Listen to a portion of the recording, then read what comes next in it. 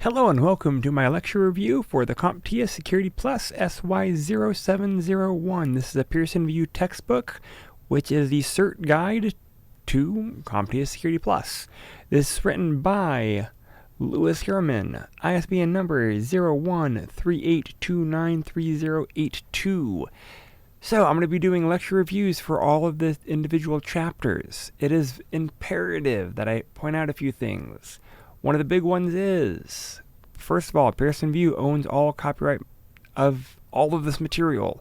All I am doing is I'm taking their official PowerPoints and I am providing my own video lecture for courses that I teach that use this book. Again, Pearson VUE owns all rights to this material.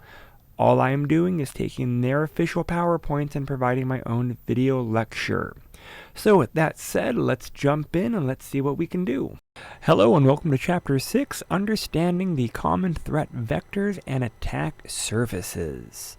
So in this module, what we're going to be looking at is going to be, next slide, it's going to be message-based, image-based, it's going to be some type of object-based potential to be threats, removable devices, vulnerable software, unsupported systems and applications, unsecure networks, open ports, default credentials, supply chain, and the human vector. And that's going to kind of segue into the topic of our social engineering. Again, this is not an in-depth review. This is just a high-level overview. So, message-based communication. Let me grab my pen. Perfect. Message-based communication possesses the significant security risk due to the widespread use. Users trust the platform and the potential for an immediate set of damages right then. For example, message-based. That could be text message, SMS type messaging, could be IMing, could be email, could be some form of spam over messaging, so spam. So the mitigation, one of the big ones is spam filters for all of them, controls for all of them.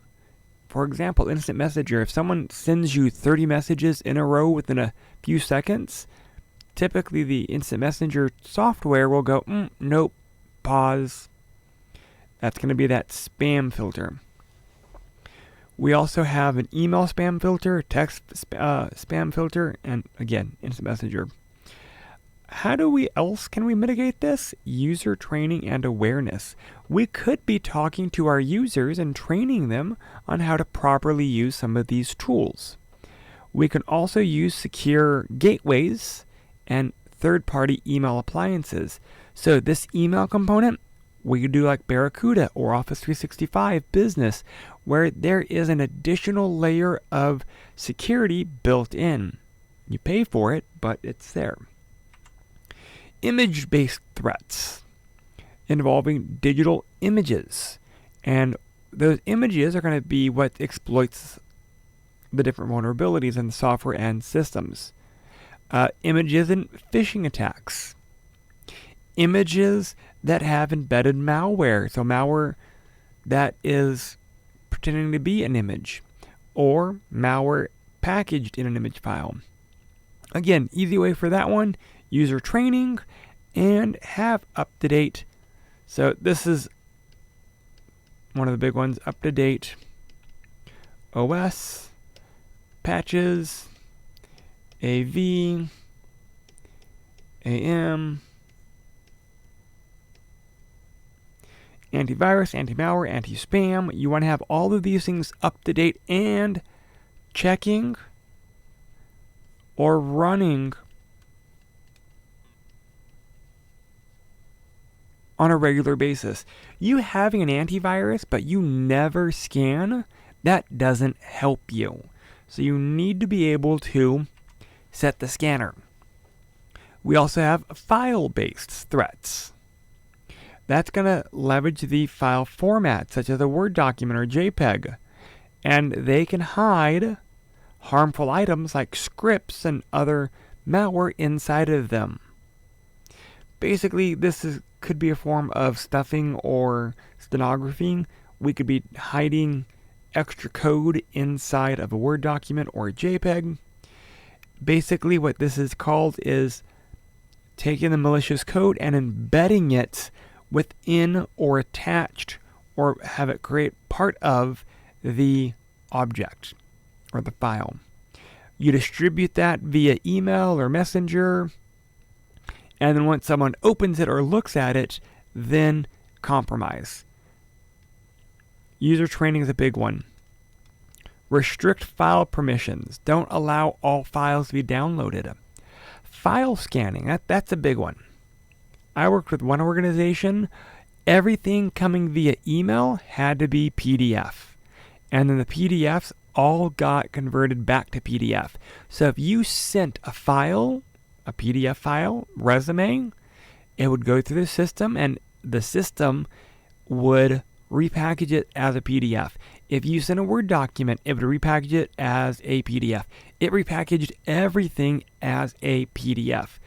That way it would scan the file and verify, and it would just auto-convert them. So even if something did happen to scrape by let's say we created a malicious PDF, when it got re-encoded to a new PDF, all of the malicious content should have been stripped away.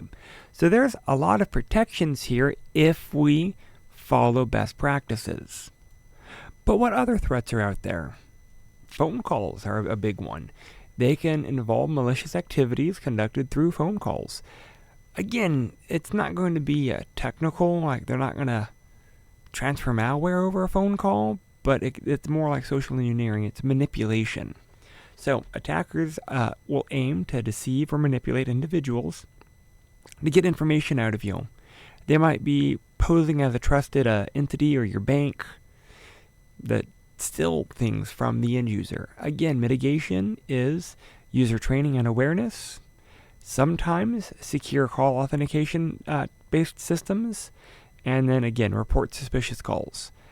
A huge portion of this is user training and awareness, though. That's going to be the big takeaway. Removable devices, that's going to be a big one. Flash drives, for example, removable, involve using portable storage devices that will transmit malware. Examples, USB drives, external hard drives, memory cards. Once they are infected, the device, if you have malware on the device, you connect it to a system or a workstation.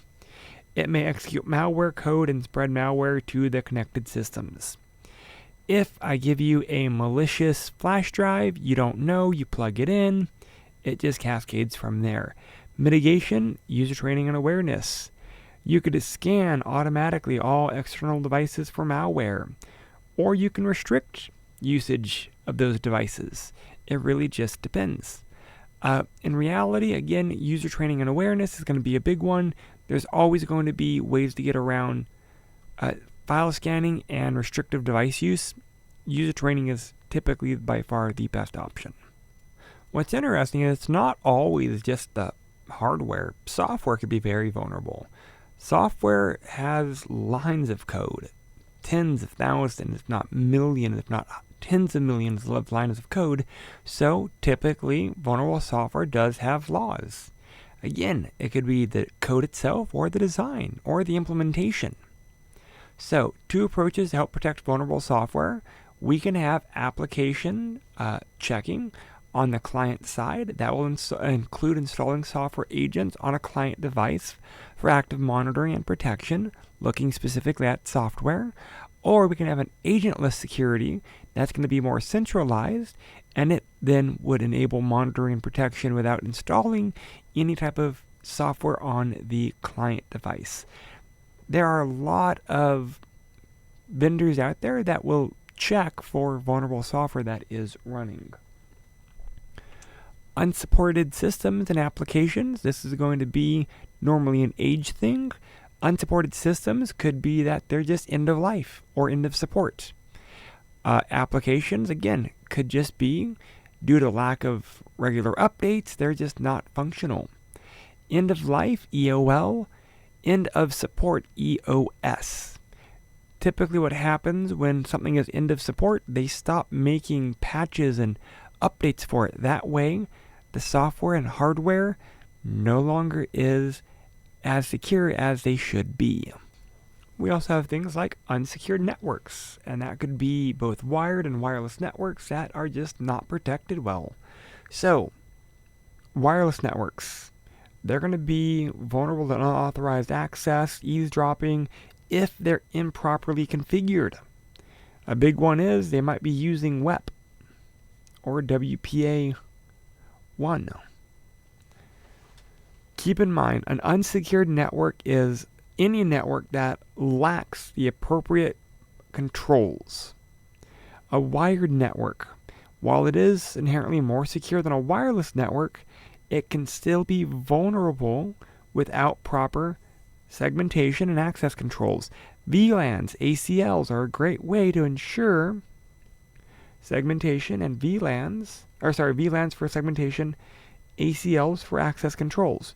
We also have other forms of wireless networks like Bluetooth that could be easily exploitable if devices are set to discoverable. Keep in mind, most modern day computers now have a wireless and Bluetooth chip built in. So are they configured correctly? Open surface ports is going to be in our network communication. Our network services have service ports. Are service ports open and accessible? If they're open and accessible, are they guarded at least? If they're open and accessible, they typically are not guarded. So how do we mitigate this? Well, first we do a port scan so we can figure out what ports are there. Then we could use firewalls to close off those ports.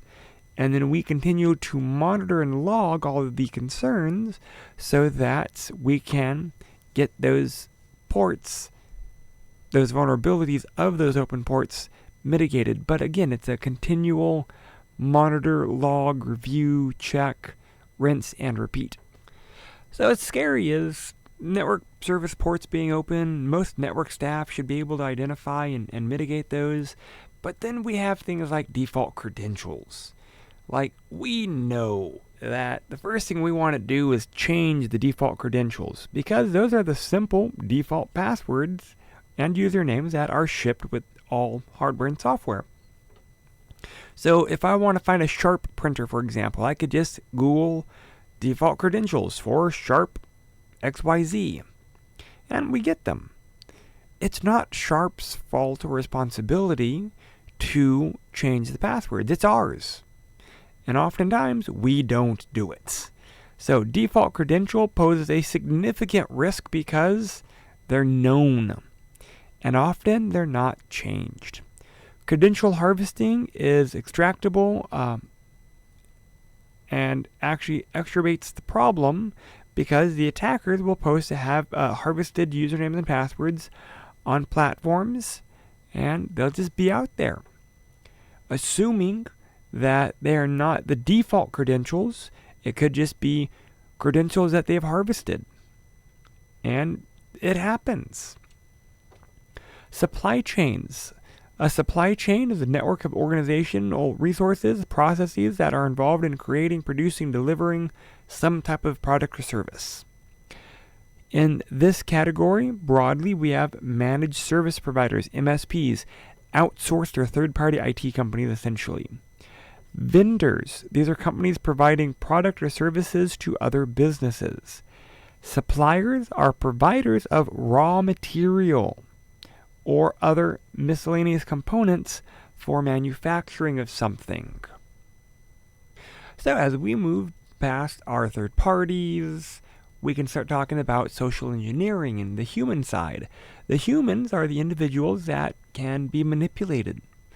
Again, internal threat. It could be an internal worker who an attacker would then manipulate to gain access to that information. The individual is not malicious, they're not doing it on purpose, but they are the threat because they can be manipulated. Social engineering is how we do this, and it encompasses a broad range of techniques aimed at manipulating the human psyche. Different types of social engineering attacks. phishing. That will be basically fraudulently attempting to obtain private information by masquerading by someone else. Phishing email, for example. I might send you an email pretending to be a tech support or an executive, and I'm asking you to click a link or do some type of action or send money. Again, masquerading as IT or an executive so that you will do something. That is phishing. Phishing with a V could be voice phishing, and that normally involves a voice over IP, and again, it's the same thing, to deceive someone to get some private information. Smishing, which is SMS or text phishing. This will involve sending deceptive SMS messages to trick a recipient to clicking something malicious or downloading malware to their mobile device. As we move past that, we have misinformation and disinformation. Misinformation is false or misleading information.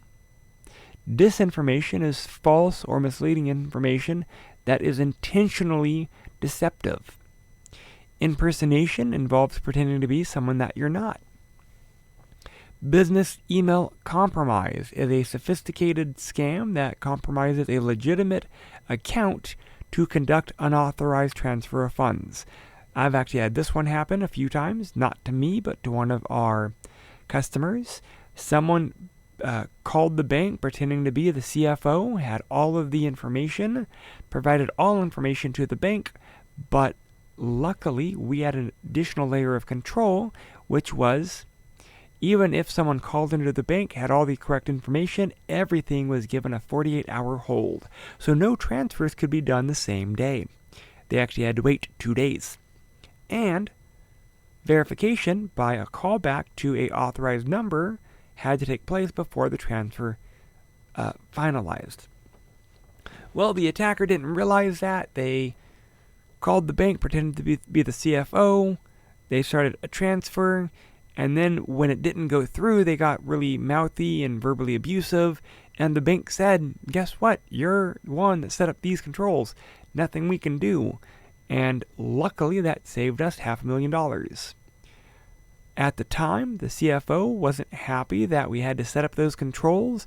But once we thwarted one of those major attacks, they were very happy that we had them. Types of attacks could be pretexting, waterholing, branding, or typo squatting. So pretexting is basically invents a scenario, a pretext, to persuade a victim to divulge information. They set up a backstory. Waterhole attacks, basically they load malware onto a site that you or that the target will frequently visit. And they might even, instead of doing like Wells Fargo, they might create Fargo. So slightly different, not the real website, but something very similar. And then they might put malware there to perform a watering hole attack. I said Wells Fargo very specifically because that could be typo squatting, and that's a special type of attack that involves attackers maliciously using a domain name that are versions of a legitimate domain name. For example, let me grab my pen.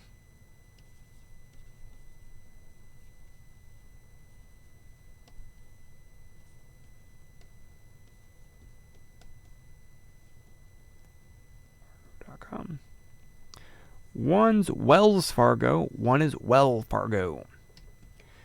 So typo squatting would be if we created a Wells Fargo, and then if we added malware, we could then be doing watering hole attacks. We could then add an additional layer. We could start sending fake emails on behalf of Wells Fargo, and that would be a phishing attack. You might also do a phishing with a V by calling the customer going, hey, there are issues with your account. We've emailed you a link to reset your password. You can also text them. So those are a combination of social engineering attacks, layering the attack. All right, last one, which we did not cover, was brand impersonation. And that involves attackers posing as a trusted brand, like a bank, to get information. So brand impersonation could be you calling the customer. That could be a phishing attack with a V, saying that you're going to be sending an email, which would be a phishing attack. That would then give them a false link. That would be typo squatting. That once they go to the false website, they might get a malicious attack done, or there might be malicious code there, which would be a watering hole attack. Again, these types of attacks layer. All right, key terms. We covered so many key terms: SMS, spam, types of threats, software, security controls, systems that are unsupported, weak communication protocols, open service ports, supply chain, MSPs, vendors, suppliers, phishing, vishing, smishing, information that is misinformation and disinformation, pretexting, typo squatting, and so forth. So that takes care of this chapter. Thank you. All right, that wraps up this module. If there's questions, concerns, or issues, please feel free to reach out. Remember, I'm here to help. All you have to do is ask questions. Thank you.